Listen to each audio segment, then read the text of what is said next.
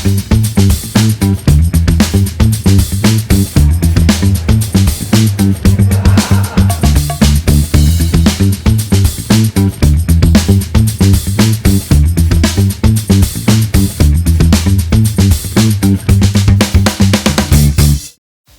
afternoon.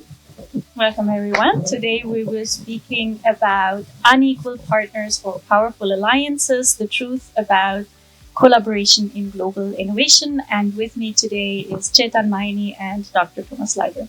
So maybe if we could just start with quick introductions. Mr. Maini, would you like to introduce yourself? Thanks so much for having me here today. I've been someone who loves technology, been doing it for over 30 years. Started with racing solar cars, built India's first electric car company, took that to 24 countries, and today run Sun Mobility, which I founded around 8 years ago. It looks at transforming how we can think of creating energy infrastructure using battery swapping, all the way from two-wheelers, three-wheelers, and buses to trucks. Innovation and climate have been the heart of everything I look at doing. And I really believe that today is the time to make a difference. Thank you very much, Mr. Maini. Mr. Leiber, would you like to go ahead? Yeah, I try to follow up a legacy of innovation coming from my father, who had 1,600 patents. So I grew up with quite a lot of patents every week. So I got into innovation, starting various companies. I mainly have two main companies, one in Germany for doing advanced engineering of future technology in automotive, and the Swiss company IPGate, which is focusing on creating collaborations based on intellectual property regarding the past, future, and I'm actually also here to see if I can help Indian companies protect their ideas of the future. And so my key role right now is, I would say I'm an inventor, but I'm more an entrepreneur, and I focus on execution and building relationships. So I'm more in the strategic role now, trying to build bridges between my companies and licensees, and helping startups, and acting as a mentor for future technologies, and monetizing and creating networks for intellectual property. So today we are with two very unique guests, both innovators but also entrepreneurs from India and from Germany, and we're very excited to explore much more what does it mean to innovate in a global world. So we will start with the first topic around the role of IP in global innovation and collaboration, and I would like to start with you, Dr. Leiber. You've secured, as you said, nearly 500 patents throughout your career. So how do you view the role of intellectual property IP in fostering innovation today, especially when companies in mature markets often hold stronger IP portfolios than those in emerging markets? I think IP becomes even more important with the advent of artificial intelligence, because once you know how is in ChatGPT, everybody else can detect it, so you need to protect it. And I have a journey of protecting a lot of core intellectual property rights, not massive, but what are the core pillars of IP, and playing a game, David against Goliath. So I'm playing the small company and the big brake system manufacturers. And I found it quite interesting that even as a small company, you can leverage IP to discuss at eye levels, even though they might have a much bigger IP portfolio. A small but refined IP portfolio can be quite magical. Yeah. And that's why I see a bit, again, the chance for emerging countries like India, where there's a lot of creativity, and they're competing with big corporates, big techs, big companies from Europe. If they have IP, they can leverage potentially their position in a eye-to-eye cooperation, no? Talking at the eyes level and not just being the supplier of cheap parts, but saying we're also innovative, we can contribute, so please discuss with us partnerships, not supplier. Yes, so that brings us to a follow-up question, of course, for you, Mr. Maini. You've built a very impressive patent portfolio yourself, mainly in the electric vehicle technology. So from your perspective, do you think emerging market companies are at a disadvantage regarding IP, or is this really just a Western perception? And can you also provide concrete examples from your experience? So I think that Indian companies are now learning the importance of IP in the last 10 years. And it's becoming an important part, not just to protect them in India, but also see how they establish themselves globally. I think there's still a ways to go. It's also quite unique in certain areas. I think where India has excelled on some of the patent side is a lot on the, on the pharma, on the medical side, on new molecules, on looking at things around drug discovery. And that industry, because globally is highly patent driven, it forced the Indian companies very quickly, since they were playing in the a global way, to look at that part of it, right? But when you think of other spaces, there's still work being done here. And I think part of it is a lack of awareness that this can be, it's a great idea, but can I protect it, right? And I think that's part of a challenge that people don't recognize. So now all the new generation companies have, IP lawyers, have IP departments, and it's becoming an important thing that how you're doing it every quarter, and some of them every quarter, every year, are also thinking through how do you think of, building up a patent portfolio. But still, I think we have a ways to go. It's not there as yet, both in India and in emerging economies. And I think also some of the challenges remain around the fact that the time to get a patent is much longer in markets like this, and the legal system also has its own challenges from understanding patents. So when you're defending it today, someone may have a frivolous case, and the legal framework is not strong enough today that has had enough experience in handling strong IP cases. So as you think through these, this is any country going through its maturity of patent side. So a combination that I think awareness as well as probably the legal framework are two areas, but in some cases we're doing very well. Mr. Leiber, you're someone who says that strong IP protection is very, very important to create an environment of safe innovation. Now, others might go the other way and say, well, IP protection can even stifle innovation because there is too much focus on protection rather than also creating a product. So it can hinder creativity and collaboration. Do you see there is a middle ground between innovating in this safe environment through IP protection and really also driving innovation and the product? The typical inventor's dilemma is that he continues inventing. No, so I wouldn't say that the number of patents stifles creativity, but it stifles innovation. So if you have an idea, you should protect it and then build it. So the sequence, not one idea after the other, but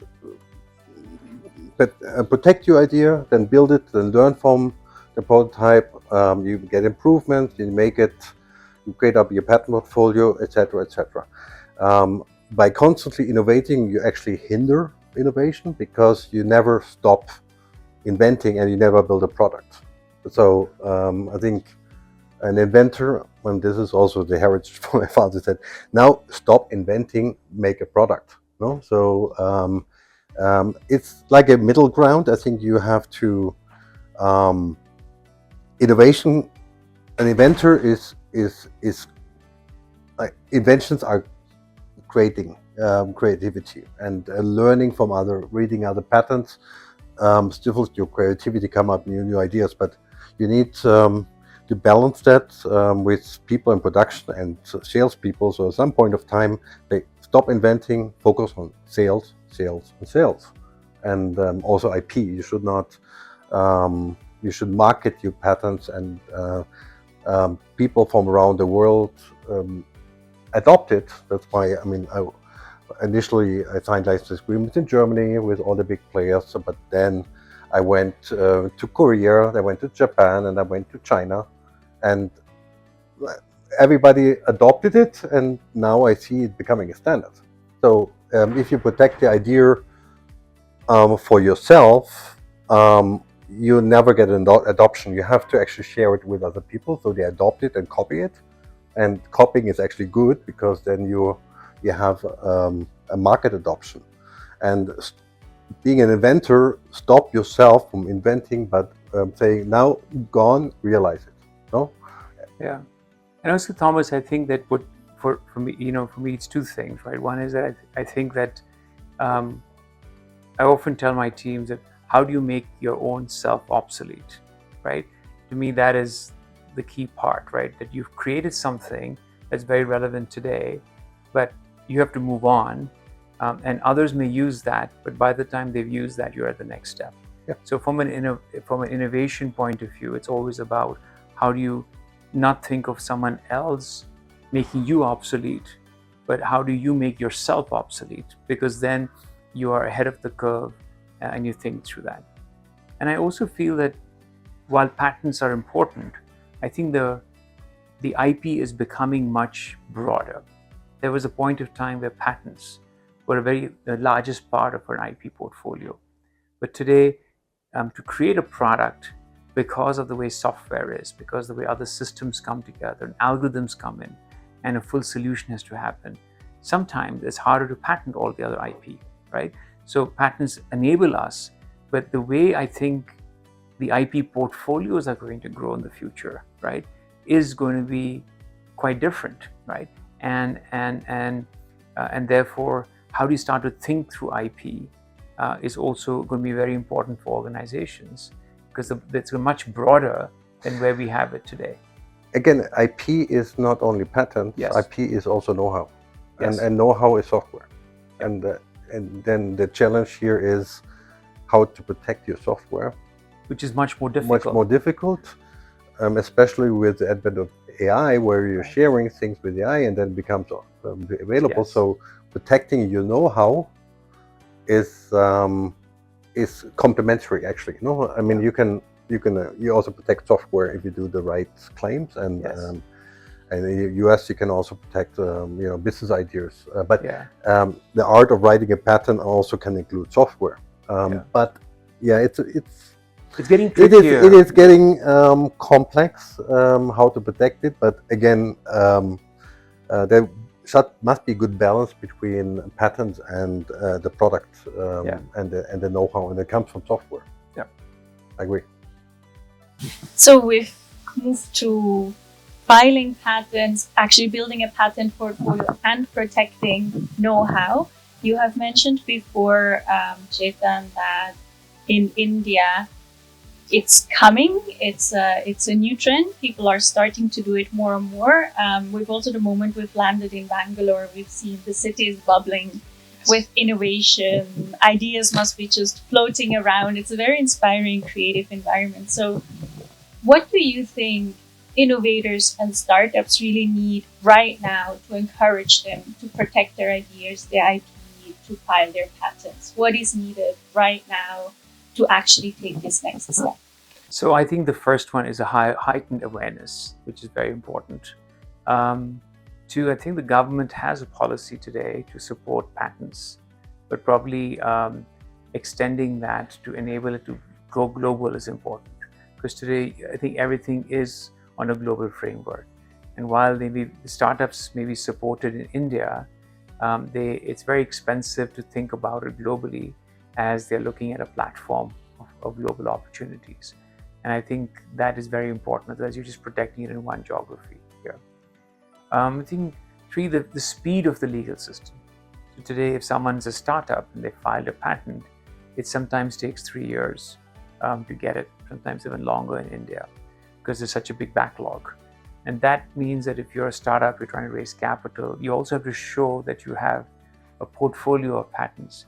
But if that is taking a while, then that also becomes a bit challenged. So I think this is another important area where if that is sped up, then you'll probably have a lot more fun. Other things I think is there can be a lot more collaboration between smaller companies, legal frameworks, and companies that can specialize on patents, where you can create win-win situations where you're able to support the development of patents and sort of invest slightly in it, but do a risk reward where you can actually, if these get successful, then you can actually both make money. The startup makes money, and these companies could do it. I don't see enough of them where there is mentorship, alignment, where this can be done at scale. And I think that can really help a lot of the startups who may have great ideas but don't have the capability to protect themselves, where they can work with companies where maybe 5% royalty or something goes to them who support that level, right? And then they can build it out. So this to me is going to be very important, especially when I look at the number of startups. In Bangalore has the highest startups rate in the country, right? And with that sort of framework, such things could really help in terms of scaling these up and also protecting their ideas much better. So let's tackle the next question and explore motivations for collaboration. Chetan, you already talked about collaboration between startups and other companies. Maybe we can also explore a bit collaboration between different markets. So I'll start with you, Mr. Leiber. And you have collaborated as an innovator, as a startup, as an entrepreneur with different countries, with different companies. So my question for you is there a measurable benefit for established companies in the West to collaborate with emerging market innovators? Or is it really more about survival than regaining leadership right now? That's a very interesting question. I think the Western countries, like especially established companies in Europe, which I know quite well, they could hugely benefit from cooperating with companies from India. And why? Because in India, I still see a strong hunger. Hunger means they want to move ahead. You have a lot of creativity. You have extremely tough selection process. A lot of competition in the universities. And if I were a business leader of a big corporation, in like Bosch or Conti, whatever, I would embrace in working with companies in India to be much faster, to really foster innovation, because the creativity doesn't come from my own organization because it's too much stifled in bureaucracy and politics and other things. To move ahead would be highly beneficial to cooperate at ICE level with countries from emerging markets, because they're still humble, humble to learn, and the humbleness to learn gives the most drive. I think that's what I see in India, and I read a book, and it's called as interdependence, a win-win-win. So if you treat the other with respect and at eye level, you get it back.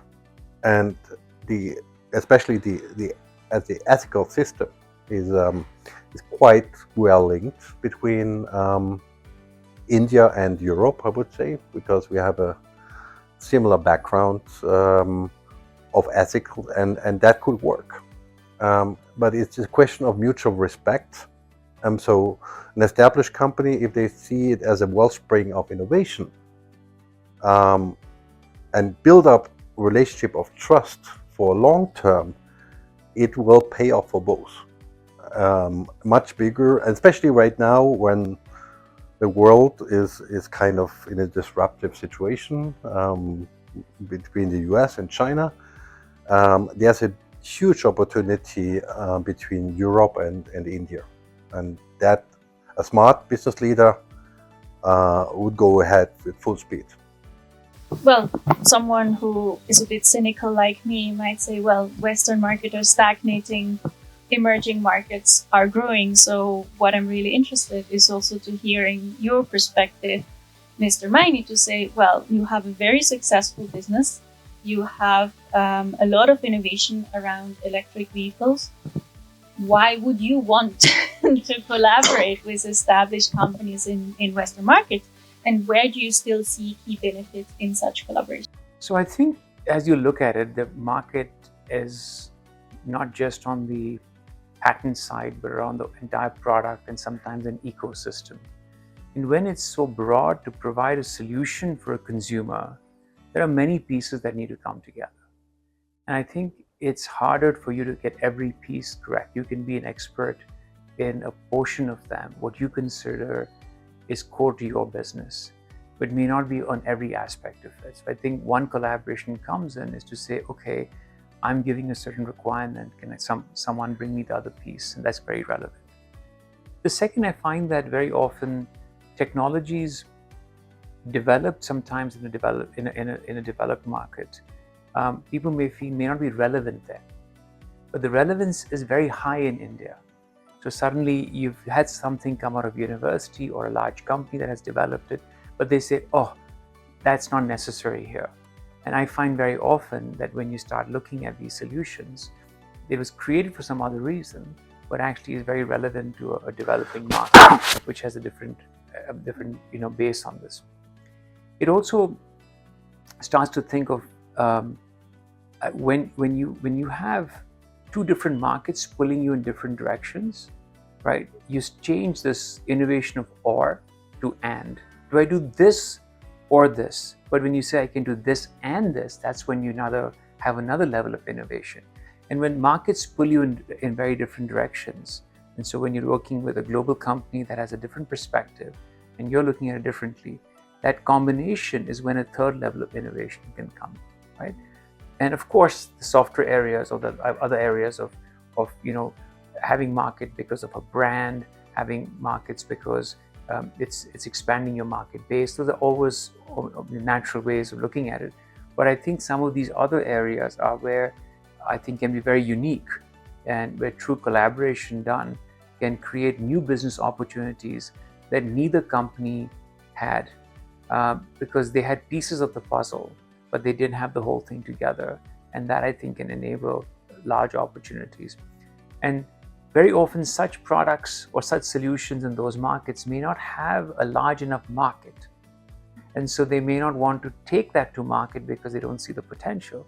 But when you're in a country that has 1.3 billion and 300 million in the middle class, the market is so large that suddenly that idea, which may not have made relevance in that market, in a developed can be very relevant here, right? So I think it's these kind of collaboration areas that can create true, as you just said, Thomas, earlier, true win-win, where we can really create opportunities for companies to come together across geographies. Now, I maybe supplement. I say win-win-win. What is the difference between win-win and a win-win-win? Win-win-win is the long-term benefit. Yes. And I think this is one of the biggest mistakes Germany did in China, for example, that they saw the potential as a market, but they became self-sufficient and didn't see what's happening there, and also the cultural link between India and Europe could be a real win-win-win, because the long-term perspective, if you build up relationships with maybe I would say the next China in 10 years, you will have the biggest market in the world. Especially the demographics is very beneficial in India, with a rising middle class, with a lot of aging population, a good education, the skills in the right level, like mathematical skills, are very important for AI. So if you see this as a long-term journey. This could be a real win-win-win, which you don't see often. Yeah. And I think if you take win-win-win to another global level, it helps us address larger challenges like climate change, right? So I see a lot of great technologies coming out from developed countries, right? But I find often the cost structures may not be viable in developing countries. And this cross collaboration enables to often take an idea and make it more cost effective, right? By combining the two skills. And then suddenly there is a large market. And so as we think through the challenges of our generation to really look at climate change very differently, I think that's a key area where this collaboration on technology creates a much larger win. It's a win-win-win and a win for the entire the world. And I think that to me is an area where I would hope to see a lot more collaboration in the years to come. So we have been, and actually you've just now touched upon it, before we've been looking more at how established companies from Western markets can potentially benefit these collaborations in emerging markets. We had discussed in the last conversation between Mr. Leiber and Dr. Feigl that it is also a challenge for startups in Europe to collaborate with the industry giants, that there is a lot of barriers for them to actually bring their ideas to established companies to bring a product to market.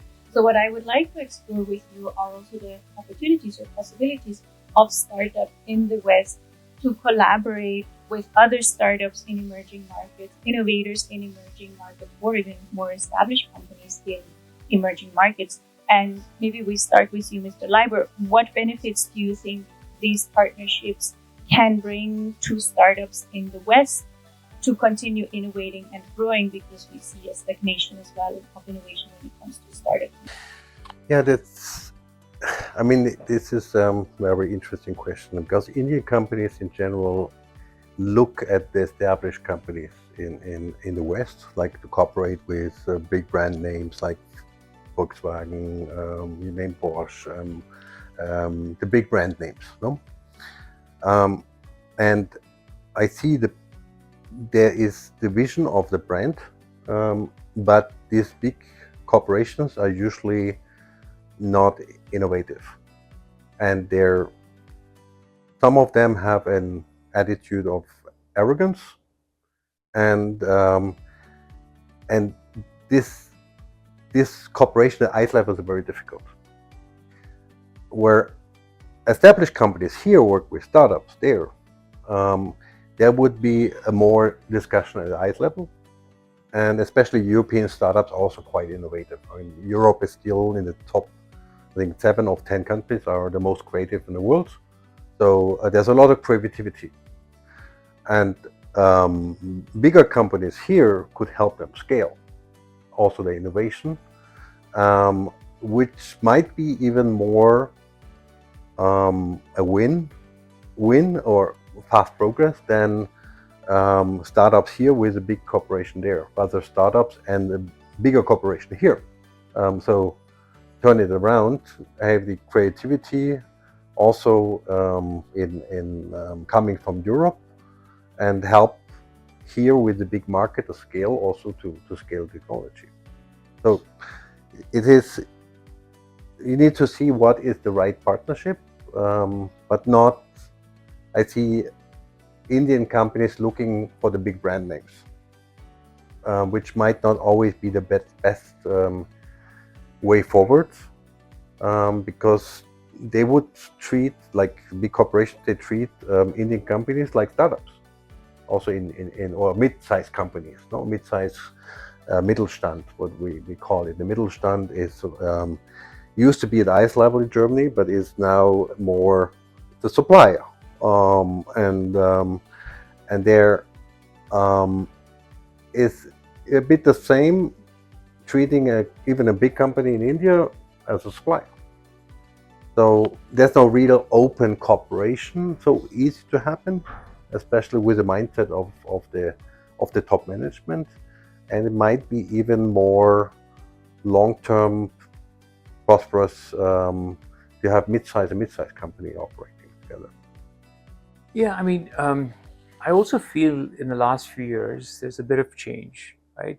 There are companies, startups in Europe or in other developing countries that have created great technologies, but it's a lot of investment to take it to market.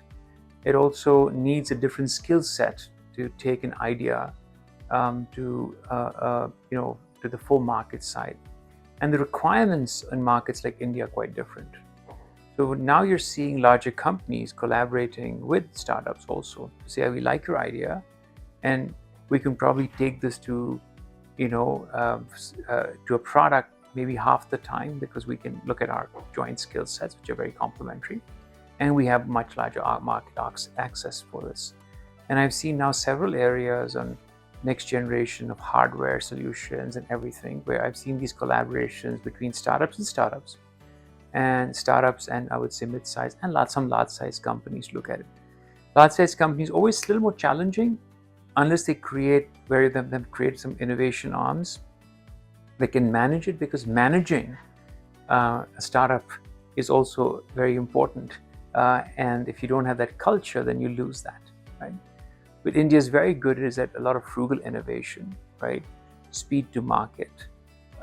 Test beds can be done very fast, right? So what would take months and sometimes years could be weeks in India. And that also cuts down the product development cycle. And I think not just startups recognize that in India, but also the other way around. Larger companies recognize that working with the other way, smaller companies here, can allow them to go to market quicker, because that sort of ecosystem or the way they have their processes are too slow when they want to enter, where they have to collaborate to make the product for the market and go to market. I think there's an option to do it much more at scale, but I would say I've seen several companies in this space in the last few years that have started to do this sort of a cross-boundary collaboration, and they're seeing the benefits. They're really seeing the fact that this makes a huge shift, and a lot of them, like you said, creates a win-win-win. They're recognizing it, and the ones who don't, I think, are the ones that will not be successful in the years to come. So if I can follow up on this, Sure. What are your 3, maybe 5 recommendations for innovators, startups in European, Western countries who want to collaborate with India? What is your advice to them, how to go about it? Yeah, I feel that it's important for them to look at their products or solutions and technologies and sort of understand what could be the role of that in a market like India. And I think therefore there needs to be some understanding. So otherwise it's too far away and far reach. That would be one. 2 is, it's always good that you partner with someone with highly complementary skills. If you partner with someone with similar skills doing the same thing, then the R&D departments of those companies are going to say, we can do it better, right? There's a lot of ego in it. But when you take complementary skill sets and says, we're very good at this and you're very good at that, then you have very high mutual respect, and you rely on that company doing everything for you and vice versa, right? So creating the right partnerships with the right sort of company structures and the capabilities is also probably important, right?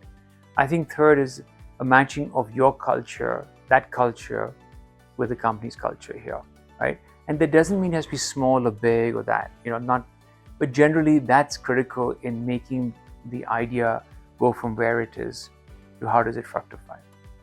Fourth, I think in India, it's harder for people to give you upfront costs, right?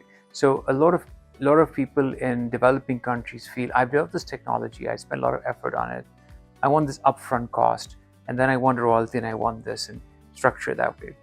And India will say, listen, we're okay, long term you'll get it, but let's create a structure that allows us to both work hard, and once it's successful, both gain from it, right? And sometimes developing countries say no, because they've been used to this sort of licensing structure on a way. But I think these models of shared revenue, shared profitability or cash flows have to emerge differently, because both are going to be taking a sense of risks.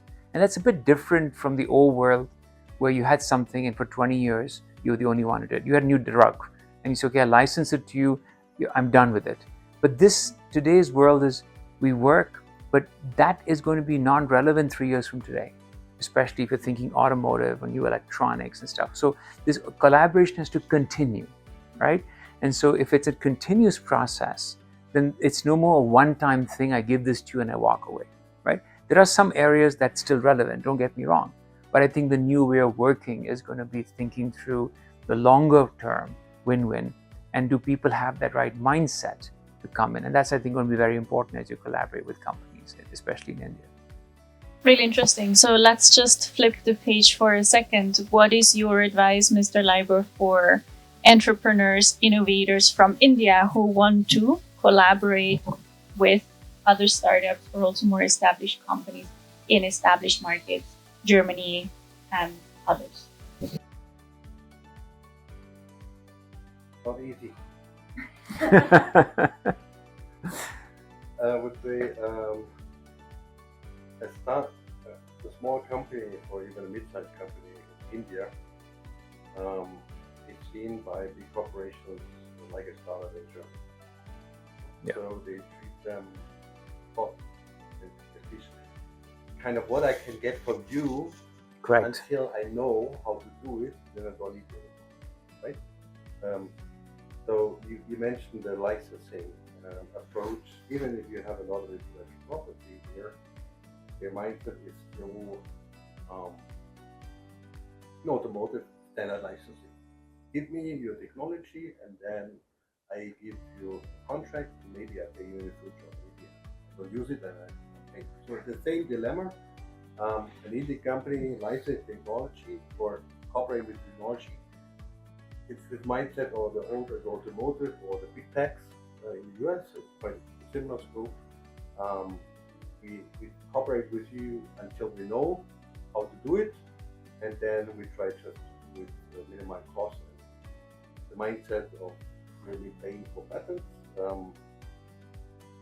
kind of faded over the last 10 years. Also, not only Europe, it's US. The rights of and respect of patents is not growing again. It's realized that a long-term relationship based on, they call it embedded licensing. So you have continuous innovation. So you have a partnership with just not one-time technology and then walk away. Then you wake up with future technology and you have those settled the past. Then it's hard to rebuild the trust. It's been much more beneficial, like in biotech, embedded licensing. Normal, no? So, as a mindset change that needs to happen internally, although people had mentioned the veteran from the one, is also to see this as a partnership, long-term partnership. So right now, I would say, working with a big corporation, they have to show that they open their mindset also internally in the region for them to believe them that it's working. So right now, I would rather encourage working on the base of complementary skills, also with mid-sized companies or startups. You go and work the Mittelstand, for example, the hidden champions of the world. They would be looking for partners, and they would be open also for new markets, or startups with new field and other market needs. And even if you look for European or US market, the startups can enable you access and you can go here. Also, you don't look at the Indian market, you look to expand globally, and then a startup could help actually an Indian company there more than a big company. So the licensing thing is quite challenging topic. So for me, the other way around, question, Um, Also frustrating for a startup of the company who work with Indian companies because they look at every penny. They say we have a long-term perspective, but do I trust them? You know? So remember when I was in India and visited you and Bajaj and others, like, hey, they're not gonna pay. I mean, why we go there? There's so little money for proving something. So for a startup, it's frustrating. You know? So the mindset of the Indian is okay, long-term perspective, but how we get there, how we get there. You know? So the long perspective um, has to be very clear, and the trust has to be there. That long-term will pay off there, but how can you build a trust that you will have long-term return, and how can a mid-sized or small company survive to get there? So this is really, I think, the key to solve how a win-win or win-win-win ideally we need to structure. To me, it's a lot about what that value is, right? If that value differentiation is high enough, then I think investments or supporting is not a problem, right? And often, what level of technology you have, is it you have 1, 5, 8, 9? What level of maturity is a product? So therefore, what is the risk appetite of someone coming in, right?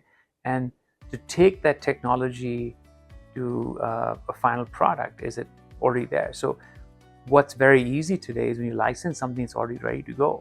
That's easy. That's structured very easily in India via license agreements, by joint ventures, right? And because you know that you can, in 6 months or a year, get to product, you have clarity around investments, you have clarity around your returns, and that's fine. But when you take a technology that's still at a development stage, market is still maturing, right? You see the opportunity, but it's not rightfully there in front of you. And you know there's a risk in taking the product from where it is, or the technology to a product, right? So that's where, Thomas, that comes very relevant, right? And I think that's where you are where we are in many things, right? And how do you navigate that? And you're right, trust, understanding cost structures to support each other during that phase, because but once it crosses a point where you see maturity enough, then I believe companies think through very differently. Investments will be very high, time to market will be very high, and the revenue generation can be very high. The key is, how do you get through this sort of in-between area? It's like the teenage areas, of trying to figure out if you get that, and then once you do, then you are really good. But that's the point where you have to, work through. I have an idea that I like to challenge. There the two companies that want to get together.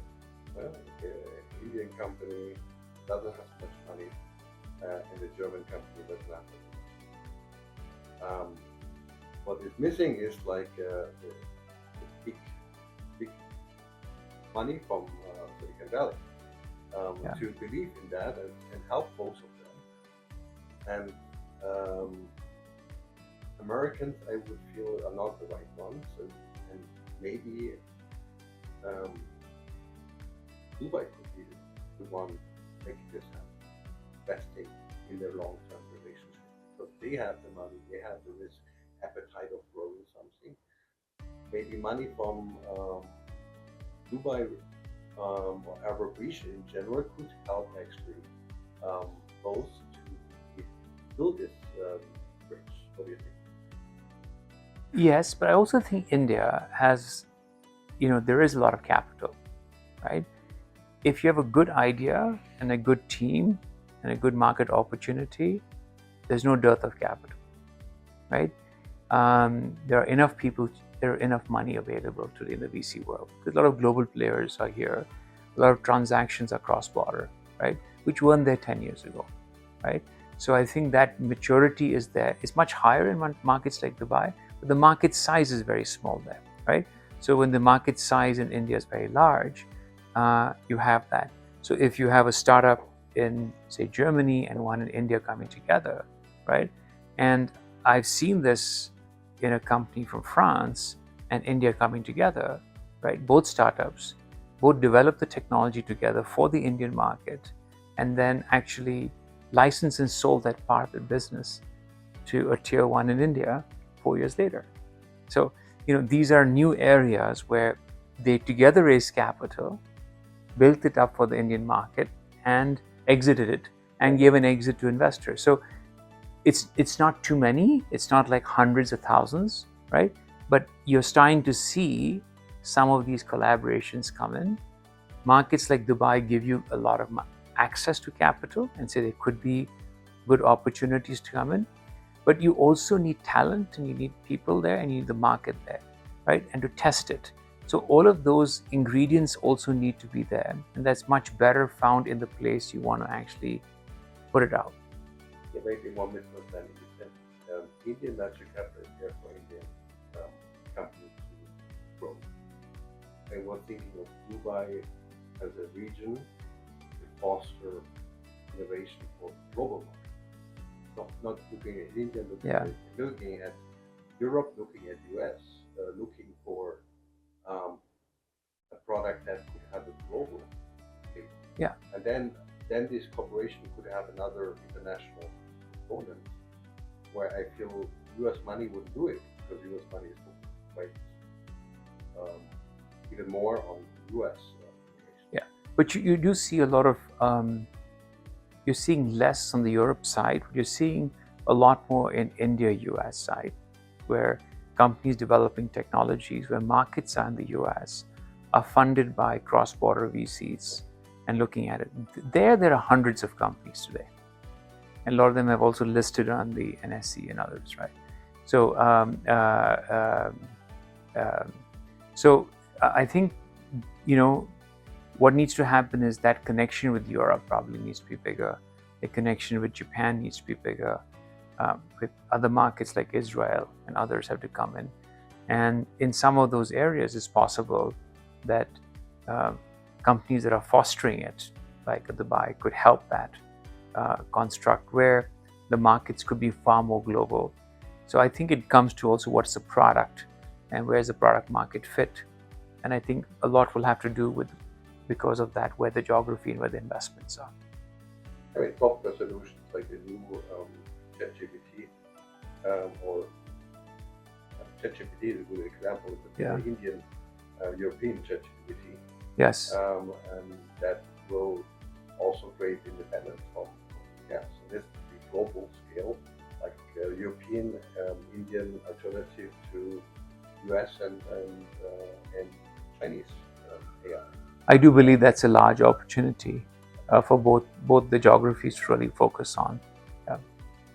We've been speaking a lot about collaboration in all directions. What I'd be very curious to explore with you is, what does a fair collaboration look like?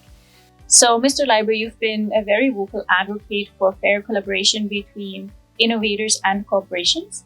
I'd like to hear from your perspective, what does fair collaboration look like, especially in a context where IP, innovation power, and the resources to protect IP are unevenly distributed? From my experience in the beginning of the break-by-wire technology that we developed, and looking back to this. So, in the beginning, there was a very open cooperation between us as a startup and public, the Continental as a pioneer of the first with a visionary leader at the board level, and engaged executive and us as an open partner. So that worked very well for which led to signing of license agreements with, I would say, a first move advantage, because we got the first royalty rate lower than the later ones, so that the first mover could get the best price. So that idea of fairness. What I didn't see on the other side also risk taker at the organization. You know, the executive in brake system, um, he was not really um, awarded for his risk. And that's a German, call it Neidkultur, like somebody, or I would say, in Germany, when you take a risk and you fail, you're a loser. If you win, everybody is a winner. No? The one that is taking a risk in an organization is typically not rewarded sufficiently. So I would say a fair cooperation between two companies, two sides, need to compensate the external innovator, but you should also consider the internal risk taker in taking the product to production, also the innovators internally, be well balanced. Neither of it is working well. No? So you have a license agreement and walk away, and then the organization also doesn't want to implement it because they have a product already there, so they don't take the risk. And the person that takes the risk at the end is not rewarded. So you should have stock options there, or you should have compensation that is more than that. And that's the biggest problem in Germany, that people like from this organization, they are frustrated after all, and then they leave the organization. They are taking all the risks with all the teams, so there's no internal entrepreneurship. And the licensor is also frustrated because after they know, they walk away, and then many years later they come back and ask for patents being infringed. So you have to rebuild this trust again. It can happen, and we did it very successfully. Rebuild the trust, but there's a lot of time lost, you know, and it's not embedded long-term partnership. And this is maybe one of the key problems why innovation is not so strong in Germany recently, because the risk-taker organization is not rewarded. An external innovator as a partner who could bring more innovation down the road, be ahead of the cycle, they also then excluded. So that fair would be compensation, would be make a right balance between the contribution from externally, but also the internal risk taker in a large organization, who also should be seen as an entrepreneur, internal entrepreneur, large organization. That is not really happening. Yeah. Yeah, I'd be very curious to hear your perspective as well, Mr. Maini. You know, fairness is what's fair to one is not fair to another. So I think we start with something that is very different. For different people's expectations are very different, and they feel a fair deal. So it's a very tough question, right? But in general, mutual respect of what each one has developed or brings to the table is important in creating fairness, because the understanding of that is important. A company that doesn't do a lot of technology often doesn't value how much effort goes in an idea and what it takes to create that, right? And very often an innovator understands that, listen, that's the best idea in the world, but doesn't recognize what's effort to really make it a product and take it to market, right? So when you have people who see their side, fairness is always a challenge, right? So understanding, but companies who've done both, or people who've experienced the whole value chain, automatically have higher mutual respect, and therefore understanding and having fair deals are much easier, because there's a mutual respect to say, I get it, we know how long it takes to develop technology, or the other way around, I get it, technology is just the first part, it's taking me 2 years after that to make it product, another year to get revenue, right? And I have to put investments for 3 years, right? So I think in this process, of course, there are several players in the internal companies that also need to be rewarded for risk taking and be part of that. So I completely agree with you on that one, Thomas. But it starts with sort of a better appreciation of each side of it, and I think if one can put the others can go in each other's shoes, then automatically fairness is created, right? Because you then respect what's being done, you understand the whole thing, and you then say, okay, at a long term, how do we look at it? But how do we also support and appreciate the work done till today, where we can compensate for it, but we also work towards the long term. And I would say this is probably a very difficult thing, especially when I look at startup companies who are only on the idea side and the technology side and don't understand the other piece, feel they have the next greatest thing, and that's where they have to get it. And companies who've just been manufacturing and are very focused operationally and now want to innovate and don't have that, say, what's the big deal? I mean, I could get it from you, someone else. Why am I paying you this much, right? So if each one understands to say, together, we can now create this, right? And this is going to be on the table in the future. Now, how do we, for our risks that we're taking, share what's on the table together and ensure that we don't leave something on the table, we each take it in a way. Yeah, if that's maybe one supplement to this. I think it's understanding the other side. If the inventor thinks his idea is everything, the other things don't matter, never get a solution. If the company that adopts it there is also not respecting it, you don't have a problem. You don't have a problem. What happens if you were the first to market and the first to volume, then you make money. No? Yeah. If you're the first to market and the other one, the second one that takes you, then you're not happy. But it's a joint journey. If you are taking this to market together and making it a volume success with profit, easy to ship. So I mean, the proportion of the inventor would be a proportion of the EBIT. Yeah. No? But if the other one doesn't do it and waits until people pick in and have the patents and has no profit margin, didn't work together.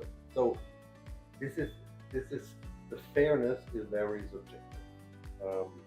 So from an inventor side, if you give a license and he had a chance to be first to market, but he just didn't do it and been overtaken, and later on he comes up and wants it, of course you need to pay for the rights. But the ideal solution would be both.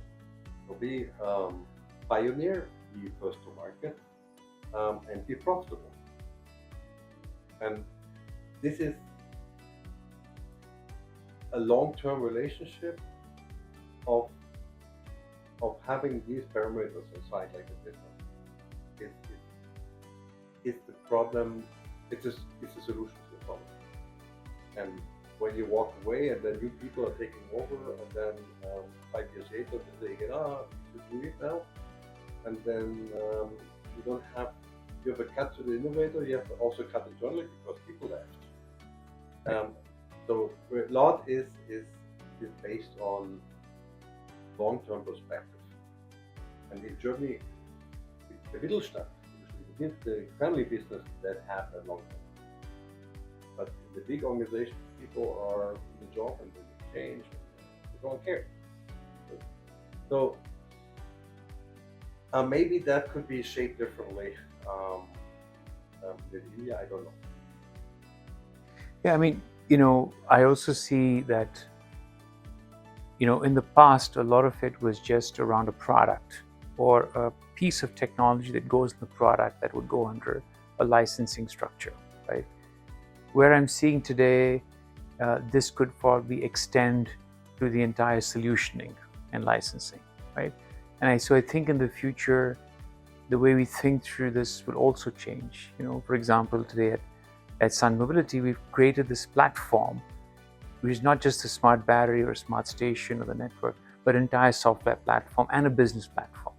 So when we go to a new country, we find a partner and we jointly have a venture and license the tech for that area. But it's actually a solutioning licensing now. And now you find someone that has a strength in that geography right? But relies on your own technology.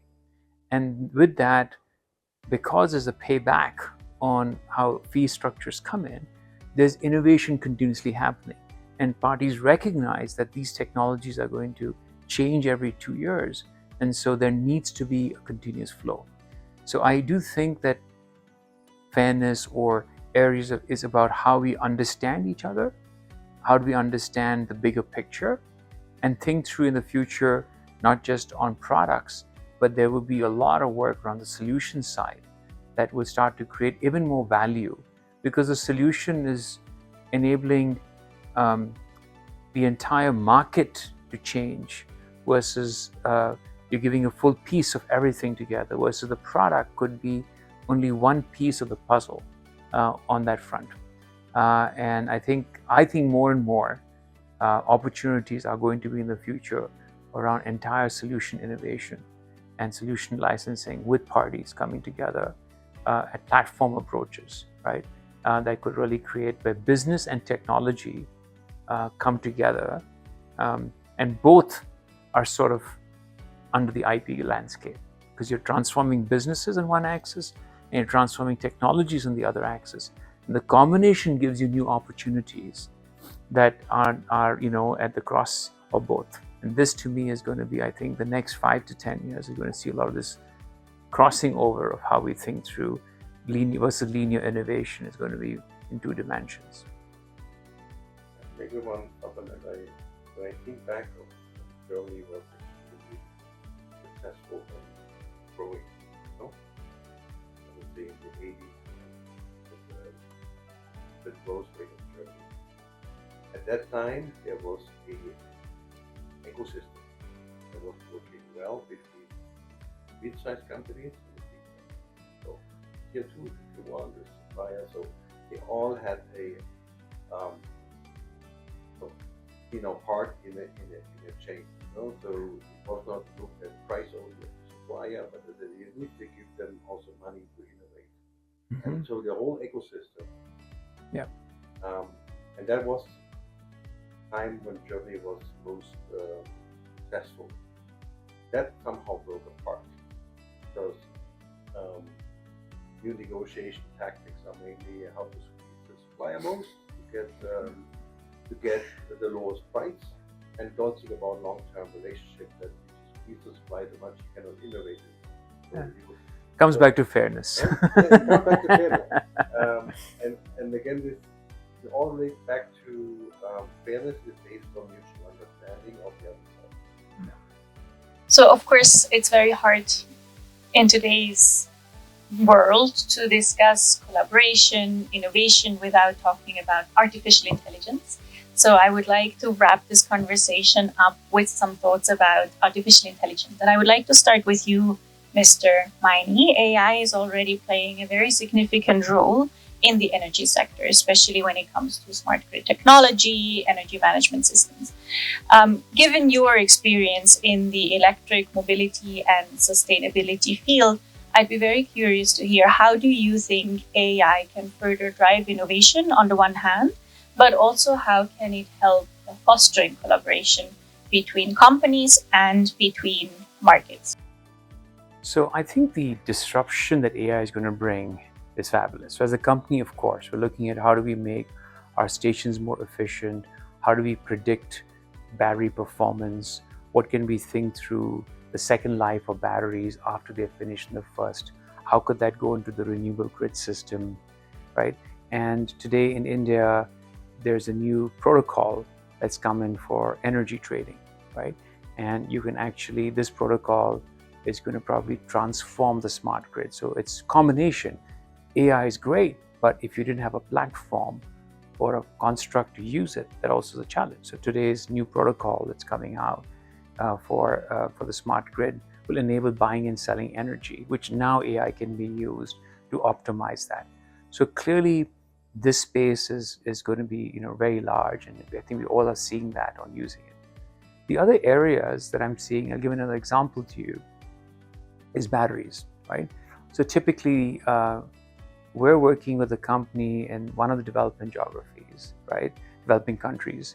And we're working with them to say we need a technology, we need such requirements which are very unique, which we understand because we have 400 million kilometers of data. So we know exactly what performance we need based on our data, right? And now they can help us with some of their physics and chemistry linked with AI to say what would be the right tweak in chemistries to make a certain price point with a certain performance level, right? And what would have taken years to do is today coming in 30 days, where the new algorithms can do 1 million runs and say, okay, we'll change the material composition slightly. What does that do to all of it? And simulated it. And now different companies are manufacturing those raw materials within those areas, right? And then a different company manufactures it. So if you think through this, in the old world, there was one company vertically integrated that says, I did my R&D, I then did my material development, I then did what I needed to manufacture and come through. And I kind of took the requirement of OEM, but I'm taking everyone's requirements. And so I try to create a hodgepodge of something that fits everyone because I have one line to do it. Which means today the customization of something that can be done, and literally this is now happening in 5 geographies. Materials is coming from one country, right? Development is happening in the second one. The market is for India, and manufacturing could be multiple fronts. And driven by AI, where you can optimize things is really good. So that's just one of the many examples is how you can think through it, right? The other place I see is that if you look at simple things, and Thomas is very much into it, like motor technologies and topologies, right?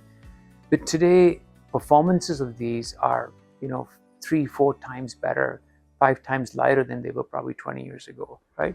And the combination of how today AI can do algorithms to enable you to do in software and in the development phase of products can really enhance this area, right? So it also makes a level playing field for people, right? Where if you had these really good capabilities, you excelled, but probably everyone can do 80% now. So what will differentiate you from someone else is 80 to 100. And therefore, how does this collaborations work? So I do see a lot of potential, and I see us collaborating already with multiple companies around internally doing our AI work and ML work, but multiple companies globally and in India on their pieces of the solution, that how everything comes together. So this is one space I think there will be global collaborations on, right? Because the next new piece that comes up from a different country, you want to get it, right? And it's not going to be one place or one area that comes in. And it's also easy to adapt and easy to leverage and easy to value because you can see the output in a much faster period of time, right? That allows you to change the way of economics, change the way of collaborations. I'm very excited on what this holds for us. Very interesting. And Thomas, I'd like to continue with you on the same reflection. Where do you see the opportunities with AI for collaboration? But I'd also like to hear your perspective on how AI can create new opportunities when it comes to protecting intellectual property. Are there risks involved, and what should we be looking out for?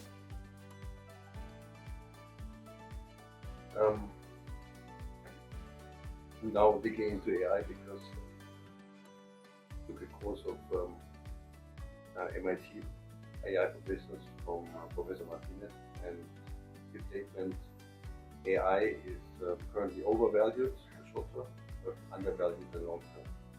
It will change everything. From an IP perspective, what I focus on, we'll soon have an overview of all patents in the world to economics, patents worldwide, and the knowledge and connect it next to it. You could see it as a library for future technology, and we're implementing that already in the company for the breakthroughs. So we say 1 million patents.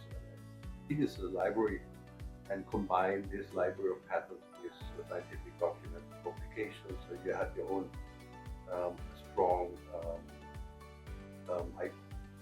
build what we know brake systems and all the documents um, much easier to navigate because it patterns everything is written, and you can find a lot of ideas based on prior mentions. So IP is huge. Software, I see, what we're doing with patents is actually combining structured and unstructured data. So you patent is a structured format, but it has a lot of words and unstructured data. So this will be a huge knowledge base combining with your company. And the software, I see the same.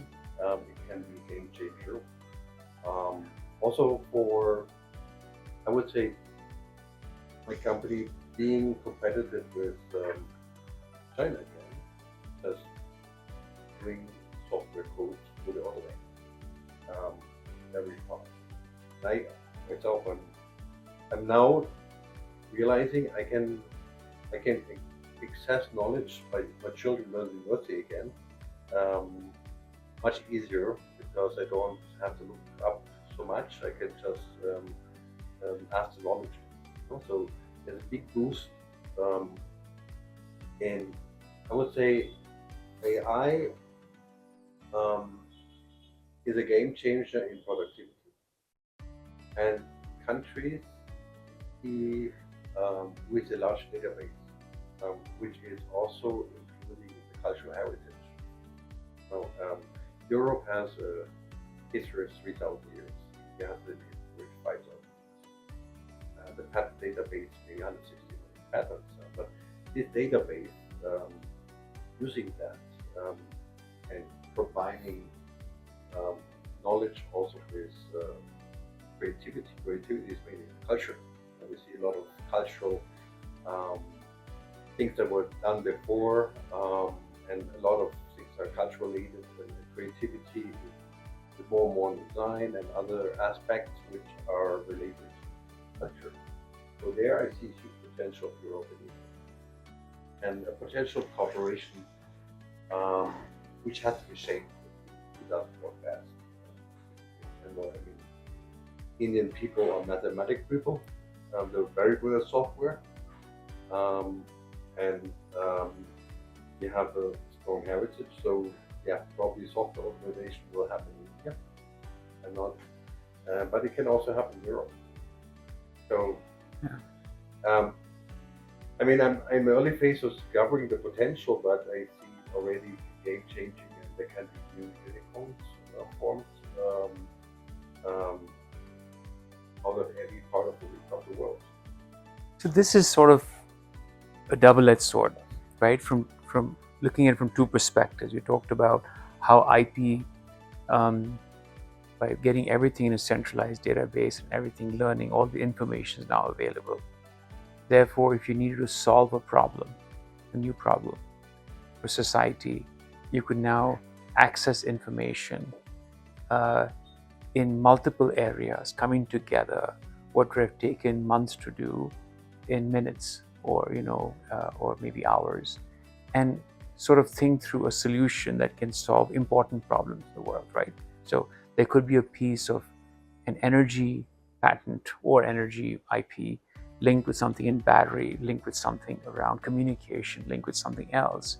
But when you prompt it correctly and ask, you can now link these together and start to get information in a way that can enable a large issue, say, on climate change. So that, to me, is a very positive side of it. How do you address it the other way when you start to think through that you now know, let's take your brake system, right? You've been doing, or any other system like this. How do I create a new solution? What are the solutions available today, and how do I work around it, right? So in a way, you're using a lot of other AI work and others' work to help you work around also, right? So on one side, it's going to help society in a big way. On the other side, it's also going to find ways where people will use the same technology to find ways around it, because when everything is available and accessible, right?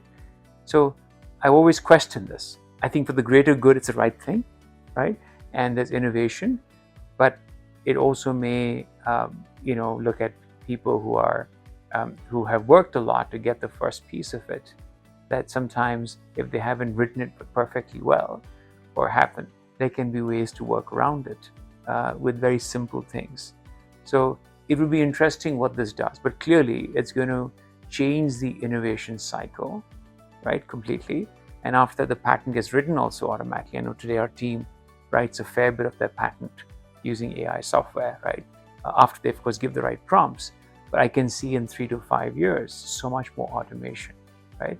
So it's also going to be how much of that, it's that 80-20 thing, right? 80% gets done, and everyone now has to look at the 20% to actually add differentiation. So I don't know, Thomas, what your thoughts are on that front. I mean, the art is protecting the know-how. Like, there's a huge database, but making the connections and training the model is something you should not share.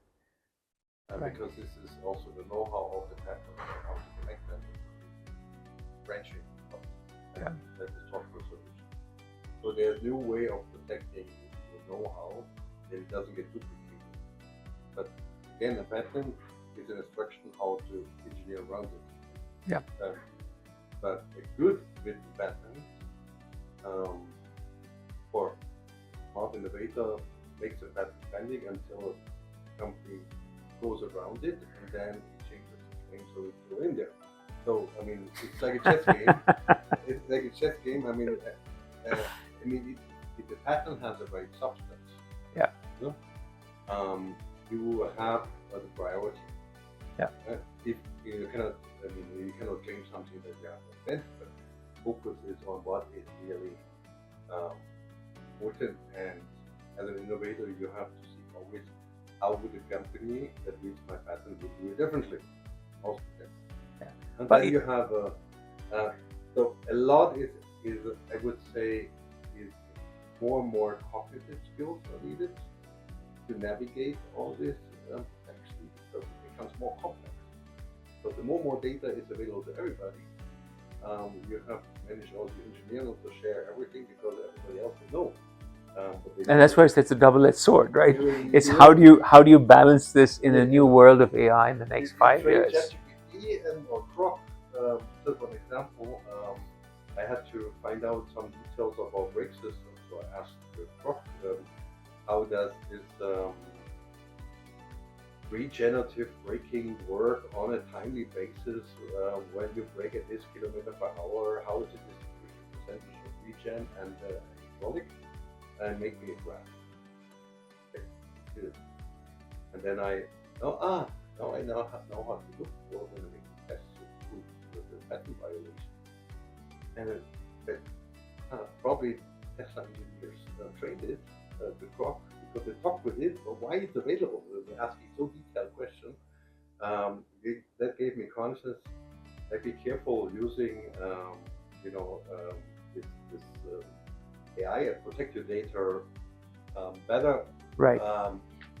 In your environment, in your environment and in your country. So, like protect it in Switzerland, and also make it not available for training to survive. Yeah. So it's a complete new world. Yeah. But overall, it will accelerate innovation. Yeah, it solves big problems for us at a much more timely manner. Used correctly can really help society in the next 10 years. And I think that's where the bigger focus needs to be, where collaboration and AI come together to make that happen. Well, then we have one final question. You've spoken about opportunities, you've spoken about risks and opportunities. So what do you think are specific policy measures, both within companies and on a countrywide and even national level? What legislation do we need? What policies do we need to make sure AI can help us foster innovation responsibly and fairly, and not have all the risks that have just been addressed in a system that can also be exploited? So how can policymakers balance promoting AI innovation with addressing potential risks and inequalities. What are your views, Mr. Maini? So, policy can only do a certain amount, right? In areas, because there's privacy, there are other parts. So I do believe a stronger privacy construct of data. And if tomorrow, like Thomas said, if you're using someone else's data in a way, using an AI platform to create something new, how do you start to reference that and give credit for that? I think this is a big issue, especially if everyone gets on. One way it helps normalize it and get it right through. So if there are constructs in the future where there is respect and there is areas that you can through blockchain or other constructs provide people who've been part of that creation, that would be one thing. I think it's very difficult. Policymakers trying to figure that out in a way, and I think that's quite challenging. But I think that's important, a combination of privacy and data laws, and India is already working on that very well. And we probably have some very advanced data protection acts that are coming out and thinking through this on this front. The second is somehow in an area like this, we've got to be policy in always is behind and he's catching up, right? And that's been the challenge everywhere, right? So if you think through it, just not beyond AI, but when you think through drones or any other aspects, policy hasn't caught up to it. There's no policy infrastructure that allows you to today fly unmanned vehicles because there's a lot of challenges around it, right? The technology can come much faster. So what I think we have to be careful is that how do we create the policy framework ahead? And I think markets and geographies that enable policy a little ahead will naturally get people coming into those areas to look at areas that are cutting edge, where the policy is a bit ahead. I think this is an opportunity for a lot of developing countries to start thinking through this on this front. I think too, second part is around creating the newer models that could happen that are more local, using local data, and therefore creating structured advantage within that geography, which would really help. So policies that allow this, or I would say, well, they're not policies really, they're probably frameworks that could enable this, could also be quite meaningful on this front. But the rest of it is, it's hard to govern this, right? Where if you over-govern it, you lose innovation, right? And so it will find its space in how it settles in. Now, as long as it's not being used in deep fakes and other things in a way that can hurt society. So there needs to be areas where if it's used in certain applications, that there are protection mechanisms, check mechanisms for that. But that's 1%. The 1% unfortunately causes the 99% to say that's bad. But if we need to put some structure to those areas, and we need to be dynamic. What was relevant today, maybe we didn't even think about it 5 years ago in AI. And we can't even comprehend what's going to happen 5 years from today, right? So I would think that typically policy run in countries, in many of the countries, are bureaucrats, right? I think this policy framework on AI needs to have the top technologists, right, merge with a couple of top lawyers who understand the IP and area, and then with bureaucrats. So to me, if countries can create that, and I know India is already working on such platforms, then that thought leadership has to be there, which is cross-functional. It needs to understand government, it needs to understand industry, it needs to understand technology, and needs to understand policy from the legal framework point of view. That to me is going to be very critical. Countries that do this well will think through right policy structures that are overarching, that allow innovation, at the same time ensure that the 1% of challenges can be minimized. They will never fully be eliminated, but can be minimized. Anything to add, Thomas, from your perspective on policy and legislation? Yeah, I think the world is changing right now. With some countries reorienting themselves. No? With the most important is the stability in all what's coming. And right now, you see a lot of instability with constant changes in the US, which is creating uncertainty for innovators and giving chances to other regions where they say, we have a framework, whatever it is, but we can be sure it's going to be stable. So a stable system, I think, is very important. And like Switzerland has a nature of bank secrecy, confidentiality. That's the DNA of Switzerland. So not for tax evasion, but the secrecy is very important. And it becomes even more important in the future because of you want to protect your data and your knowledge, and so it has to go also into keeping data centers secure, keeping them secure against cybersecurity. Cybersecurity, AI can also attack data centers. So secrecy requirement, more the data protection becomes more and more important, and the country or region that supports that, like the Swiss way of thinking on keeping data private and secure against attacks. I think this is super important, and in a dynamic world, you want your data to be protected in your region. So I mean, maybe I'm wrong, but I mean, data centers are being built here in India, and if the innovator innovates something, shares idea, you have to be sure that his data in the data center is not made available to other innovators, especially in the early phase of creating a company when it's either software, it's intellectual property not yet published. You have to ensure that innovator shares the data, and the data is like a Swiss bank account. Nobody can see it.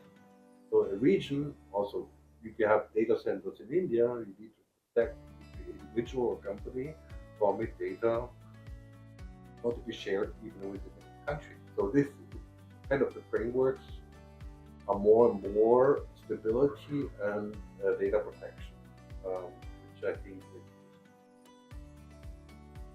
Yep. No, it's just it's this thing of about when you share data, you may solve larger problems and come together, right? And today, in a way, that helps, right? So you want to do that if you're solving large climate change problems that are global issues. At the same time, you want to protect data in a way to say that you put in a lot of work and you want to make sure that's separate. But you also, to create that, often using others' people. So in this new world, how do you balance the two? But you want to decide what you want to share. That's correct. Yeah. So you want to have the right, okay, I want this to be available to everybody else because it's not general good.